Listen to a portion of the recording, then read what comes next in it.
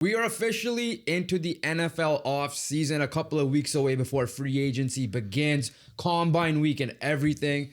So we're going to talk about some teams that have the most pressure this offseason strictly to fix up their rosters in order to have a successful year next year. And I'm going to start off with the biggest one, in my personal opinion, the Buffalo Bills.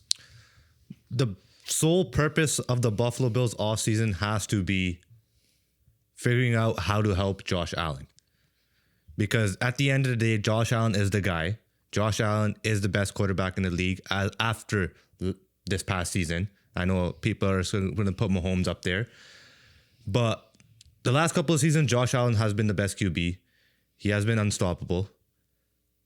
But he has not had the help, especially this season. When this was the season, they had the opportunity. The Chiefs did not make it, right? Burrow did not make it. Lamar Jackson did not make it. This was the year. But the fact that this was the worst Bills team just tells you how much work that they need to put in this offseason to really get back, because the Patriots are here now, right? There's competition within the division. The Dolphins and Jets might not do anything, but winning the division is going to be tough now because of what Drake May and the New England Patriots did this year. And the competition in the AFC is already tough. We know the Chiefs are going to be better because at the end of the day, that feels like an anomaly. The Chargers, the Broncos, all are there. And then look at the South, Jaguars, Texans. Hopefully the Colts For our sake. And then the North, we already know it's very tough with all four teams in a way. I guess 3 out of the 4. 3 out of the 4, most likely. Cleveland's defense, though. That's it. Yeah.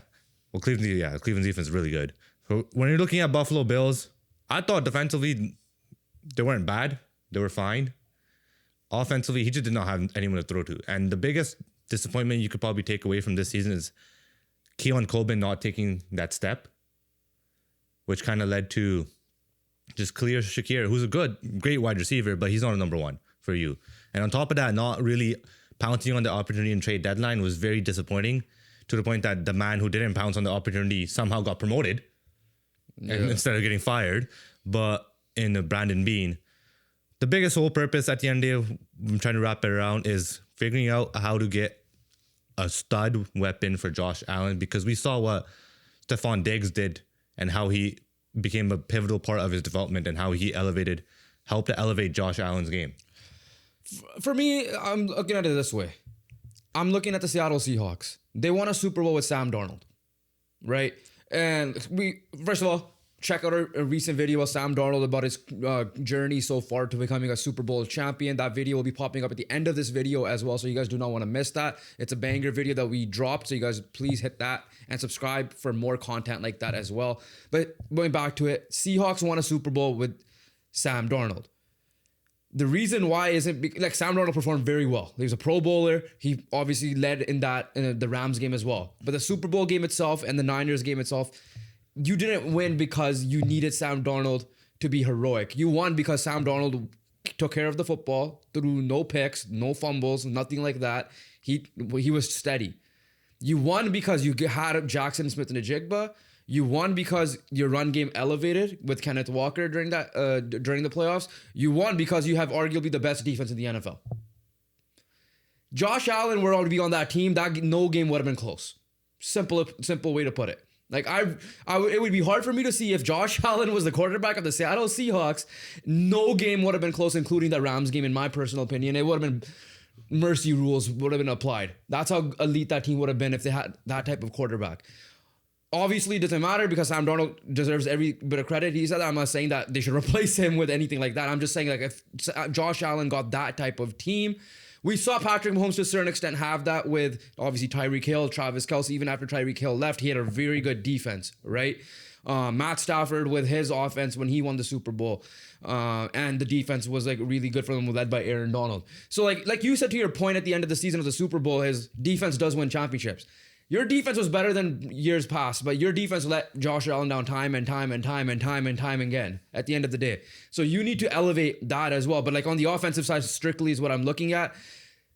You've missed draft picks. You have moved on from Sean McDermott. You promoted Joe Brady. I don't know how much of stuff really is going to change with that. personally. Joe Brady now has to have extra duties as a head coach. There's some Bills fans that are not happy because they were hoping to maybe move off of a guy like Joe Brady.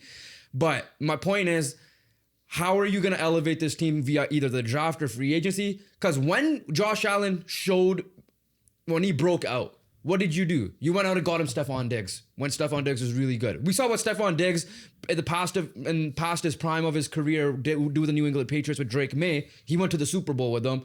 Yes, he may not have been that as elite as he was with the Buffalo Bills, but it still helped. You didn't do that this year.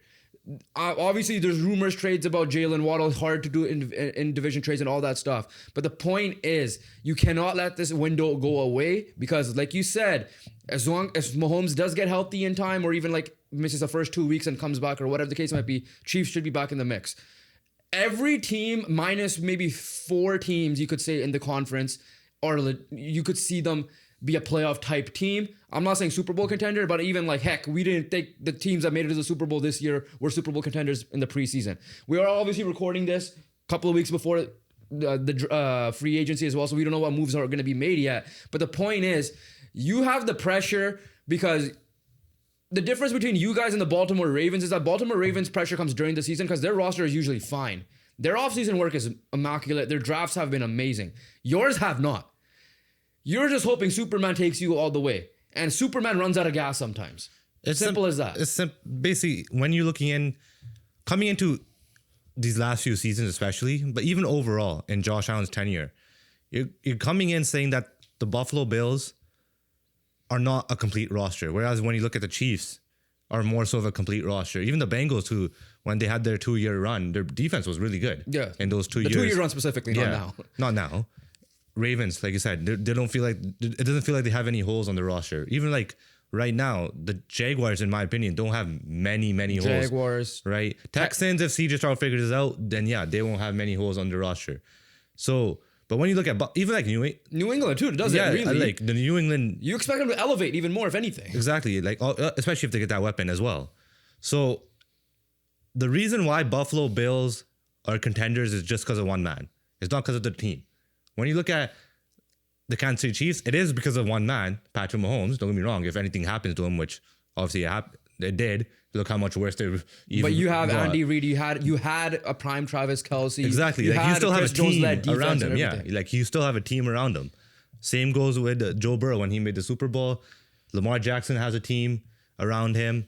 CJ Stroud, Trevor Lawrence, all these guys like Bo Nix as well. They all have a proper team around them. Josh Allen. Like when you're looking at all the contenders in the AFC, Josh Allen's the only one that doesn't have. And I'm not out here making excuses for the guy because the playoff loss was on him for sure. But at the same time, I think it's fair to say that he hasn't gotten the same amount of help that the other contenders in the AFC have gotten. Justin Herbert hasn't gotten over the hump in the playoffs yet, but you don't see the Chargers not doing anything for him. They are going out and making moves, whether it be trades, whether it be free agency. They might be heavy on Tyler Linderbaum now, right? Yeah. The last thing about the Bills I want to say, they are picking 26th in this upcoming draft. There's edges there that could help themselves there. Obviously, you might not get a superstar, but it's NFL. You could find hidden gems. You could find guys that fall late in the draft and they become like superstar players at their position. So for me, yeah, like if a guy like Jordan Tyson falls or a guy like Casey Concepcion is there, hopefully you're able to develop the guy properly and not be like a Keon Hillman situation, and you take the guy. Right now, according to this is a Tankathon one, so I know it's not completely accurate as analyst ones. I just pulled it up just to see where their pick is. They're saying edge TJ Parker from Clemson. Listen, you need to have studs on the defensive line as well at the end of the day. And you do not have a pure stud on the defensive side like how the Seahawks had with their secondary pieces, where Devin Witherspoon's that guy, and like a bunch of really good players there. Obviously, Houston's with superstar duo at edge rusher and superstar corner duo they have there as well. So overall, I think, in my opinion, I wanted to start off with a bang. This team, in my opinion, the Buffalo Bills, Brandon Beane, in my opinion, should have been fired. He got promoted. He needs to get on the clock before the whole market is going to get on your ass. You're lucky. Usually we say about the Buffalo Sabres being saved by the Bills. This time might be the opposite for this coming year if their draft and offseason does not go well, as long as the Sabres keep continuing their success. Well, speaking of edges and pass rushes and all that stuff, it's like the next team, which is our team. Or you want to save that to the end? I'm not sure. Save it to the end. Save it to the end. But quick spoiler: the Colts need edge rushers. Yeah. But Cowboys, that's our next team, and the reason why is because they have an incredible offense. They do not have an incredible defense. Good news is, when you traded for Quinnen Williams, your defense did improve down the stretch, but it still needs work, especially in the secondary, because I feel like their front is not that bad, right? When we saw them perform. But this is a window where they have created where their offense and Dak Prescott is playing like that $60 million man, in my opinion. George Pickens, incredible year. Obviously, they got to do whatever they can to keep him on the roster for next season. CeeDee Lamb, hopefully he stays healthy. We know what he can do. Jake Ferguson was actually really good this season as well. Had that stretch of games where he was scoring touchdowns, getting receptions, getting yards, especially when CeeDee Lamb was out. Run game. They extended the man in Javonte Williams. Yeah. He was incredible, and he had a great bounce back. So offensively, pretty complete. Defensively, not so much. So that's where all the pressure lies on Jerry Jones, because if they want to, I don't know if the Eagles can do, like, I'm not sure if they're going to be better than what they did last year. You don't know what's happening with Washington? We don't know what's happening in Washington, and especially Jay Daniels' health. The Giants might take a step because they have Harbaugh as their coach now, but who knows? Not because a fan of their coaching staff, though. Yeah, exactly. But if they could figure out the defensive side, I could be coming out in training camp and preseason time saying that Dallas might be my prediction to win the NFC East, but that's if they execute this offseason and really focus on that defense and improving that. Listen, we're talking about the Cowboys because, again, at the end of the day, as much as we hate it, we're talking about it. They're the team that always gets talked about in the media all the time. And if you're not going to do shit in the offseason, you're going to get talked about. So that's why you have the most pressure. Jerry's not getting any younger. Obviously, here's the thing with this team. Offensively, Brian Shaw number surprised me. I'll say that much. He really surprised me. They obviously had the big tragedy last year. They all were bonded over, I guess, like a band of brothers type vibe as well. Javonte Williams, deserved contract. Let's see if it actually lives. The extension helps him up as well. Like, can they get a guy in the draft or whatever the case might be, to have a second guy that can go in and do the job for them. But defensively is where I'm looking at it. Again, stupid ass decision of trading Micah Parsons. No matter what you did to try to rectify it with, but getting Quinnen Williams, sure, you did that, good job. But he's not Micah Parsons. I get that. Again, you have 2 picks now because of the Micah Parsons trade. You have pick 12, which is your own pick, and you have pick 20, which is their own pick. The Packers pick. The Packers pick, sorry. You could easily get defensive help there on the line. You could get defensive help there. Right now, they're projected to take a linebacker, Sonny Styles, at number 12 from Ohio State, and Cassius Howell, Texas A&M edge as well. So honestly, make those 2 picks. Make those 2 picks defense. They got to be defensive picks, in my opinion. Like George Pickens, if you do move off of him and you don't believe that he'll do what he did last year, then you got to make sure you replace him competent. And man, don't make the mistake the Steelers made. Yeah. Let's just say that. Exactly, right? Like, he worked out there. Like, listen, Dak, I feel like gets disrespected to a certain extent nowadays. I understand he's like I think he's still the highest paid, right? At 60. I don't know if he wants to pass that. Yeah. So obviously when it comes playoff time, it's a different story with Dallas. I get that. But when it comes to regular season, this guy was an MVP conversation 2 years ago. If it wasn't for 1 or 2 bad games, this guy probably would have won the MVP. The one that I think Lamar or Allen, it was the Lamar one. It was Lamar. Yeah, the one that Lamar won a couple of years ago. It was Dak's to lose, and he ultimately ended up losing it with 1 or 2 games down the stretch as well. So if you're considered America's team, you already have pressure as it is, and you better step up now, because the Eagles usually find a way to bounce back when they have a bad year. They obviously got to figure out their bullshit and all the drama they've been facing with AJ Brown. We predict that he's going to be a New England Patriot. So if you want to be back in the discussion, and then who knows what's going to happen with the Washington Commanders, they might be back, and like you said, the Chargers may surprise, even though the Giants may surprise. I do not like their hires on the coordinator side of things. However, we'll see what ends up happening in the offseason. But if you're the Dallas Cowboys, you already have pressure as it is. It just got even higher because you missed the playoffs now 2 years in a row.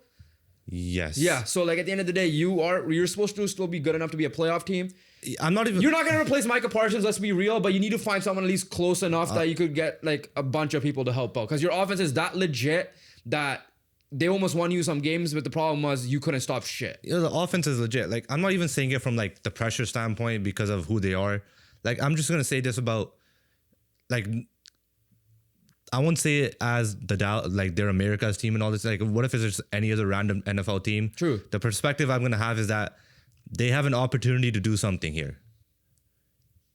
In my opinion, the East is wide open. The NFC East. Look, like the Eagles are the favorite. Don't get me wrong. You're not incorrect in saying that, but they have been leaky. Yeah, for sure. I mean, they replaced their offensive corner, so let's see what happens with that. Yeah, one. and look, it should improve because I don't know how you fumble the usage of Saquon Barkley. That just does not make any sense to me. Yeah. But one thing I'm gonna say for the Dallas Cowboys is that you gotta view this as not pressure, but as an opportunity. So that means Jerry Jones needs to wake up on time on free agency day and not 2 days later. That will also help. Yeah. And I'll give one credit to him. They draft decently well usually. They do, yeah. So that's why I'm not making any funny comments about the draft aspect. Yeah. But free agency wise, they got to do something and figure out how to help out this secondary. They've released Trayvon Diggs. They still have Deron Bland. But you need more help in the secondary, cornerback wise. And then kind of solidify that in the draft and really improve this defense because offense doesn't need much upgrading. Maybe you could add in an O-lineman or two just because why not, to like add a little bit more to protections side of things. But view this as an opportunity. That's the perspective I'm looking at it, and not as necessary sort of pressure, even though you do have the pressure just because of who you are. So 2 honorable mentions before we talk about the final team, which we spoiled, was the Indianapolis Colts. First one, this is going to be more on the quick reaction side.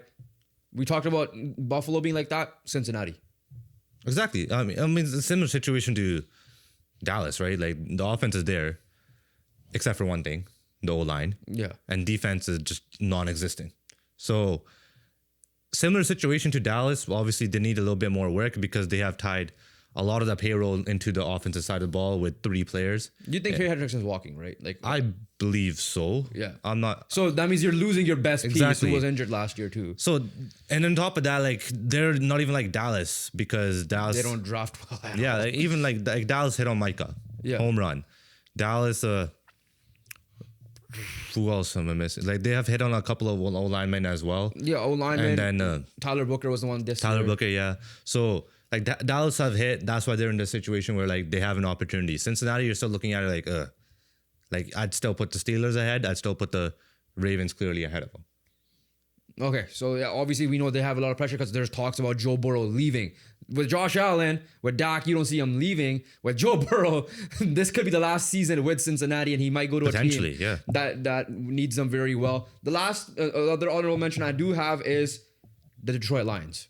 I didn't put them at the level of Dallas. They can be at that level. The reason why I have them there is, again, I guess you could say their offense has been pretty good. They lost both coordinators that took them a step back last year, injuries. But defensive side, a lot of injuries that way. So for them, it's a lot more, can they just stay healthy? But at the end of the day, Green Bay should be better again when they get healthy. Micah hopefully back at some point this year.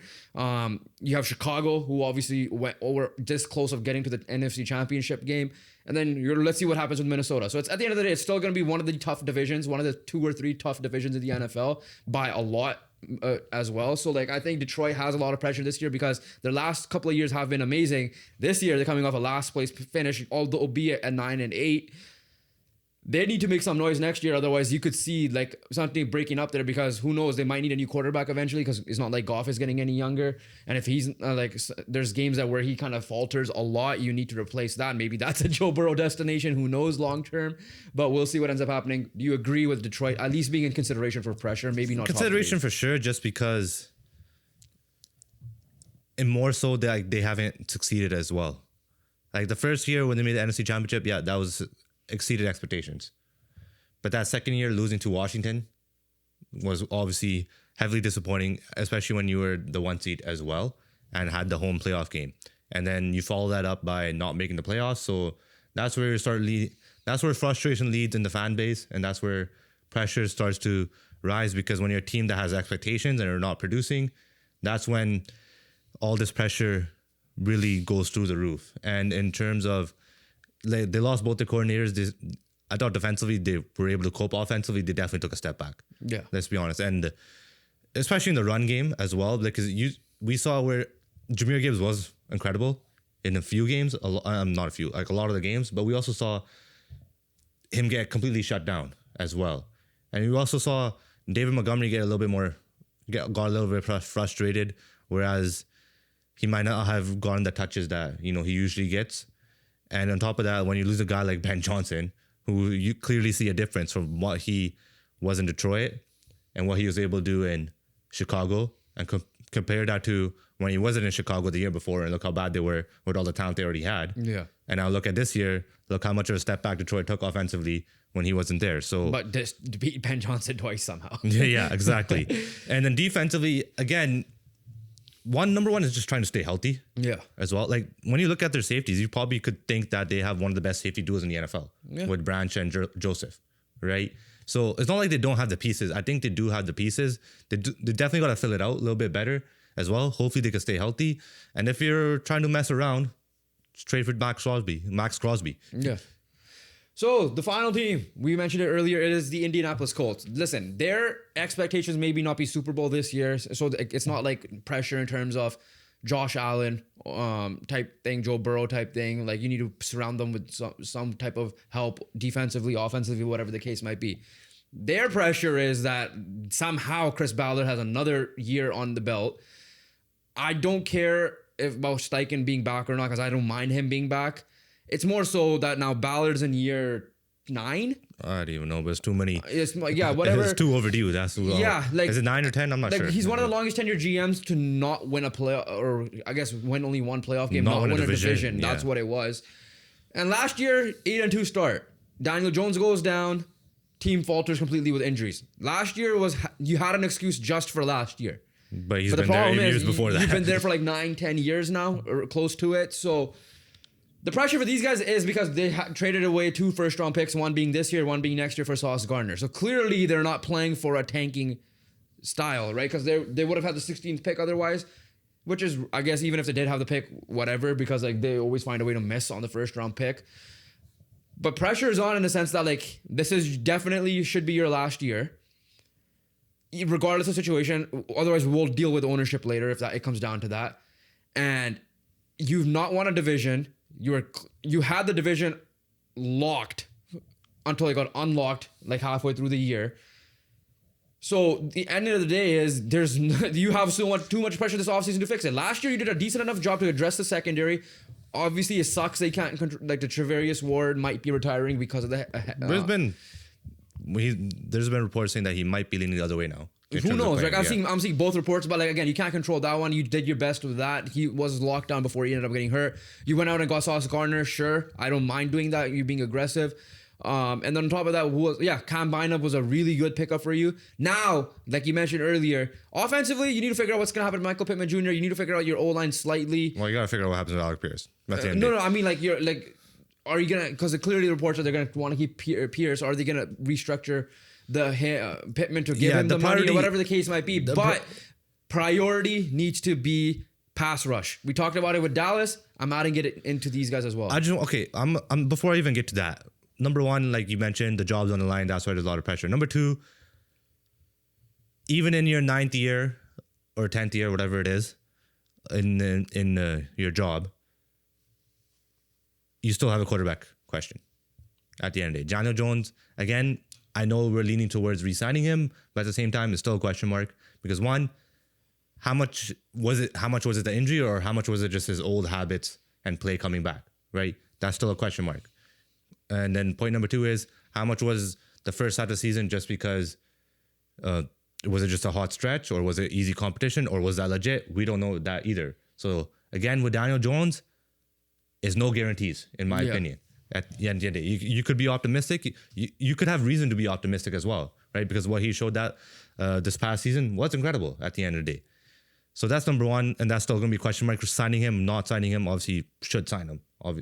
Especially for now, you might as well. Especially Sam when you Darnold Sam Darnold contract ideal. But especially when you spend 2 first-round pick away, right? Like you're not going to have those in your locker. So that's point number 1.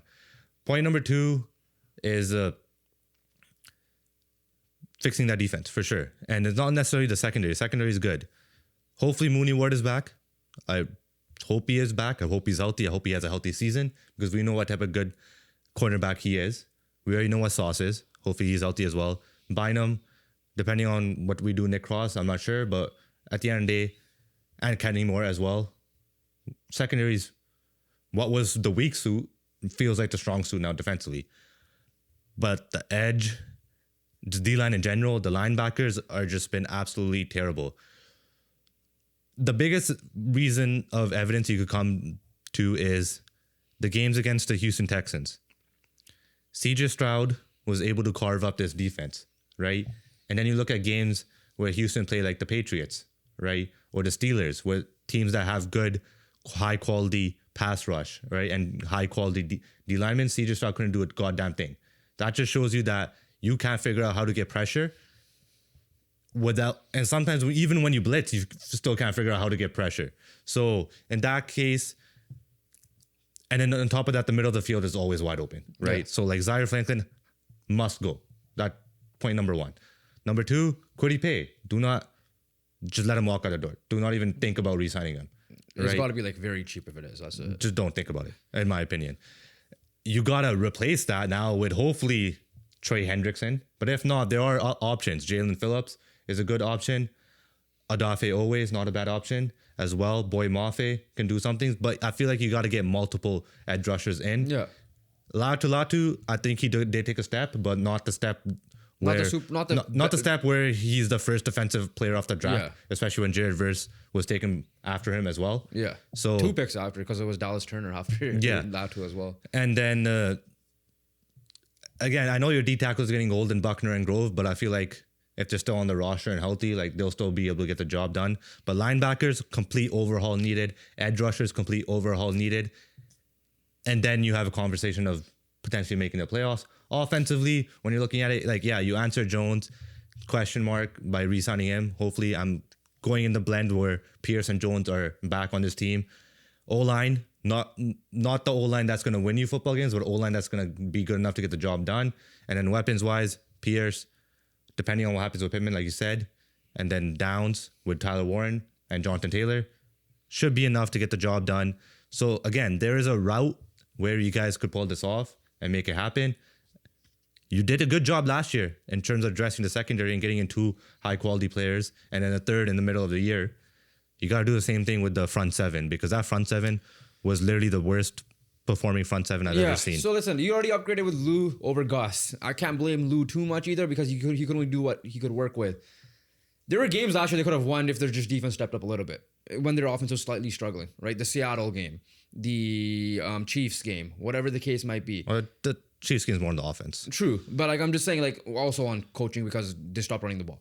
But the point is, at the end of the day, there were games last year you could have won that at least you could have still put yourself in the playoff spot. San Francisco 49ers is the biggest one. Yeah. You're telling me a guy off the couch in Phillip Rivers puts up that performance, and that's what you do? Just like that was just on prime time. Yeah. As well. That was just completely unacceptable. So overall, that's why we believe the Colts, not being biased here, have a big pressure, because they don't have their first round pick this year. You invested heavily on this team, and it failed last year.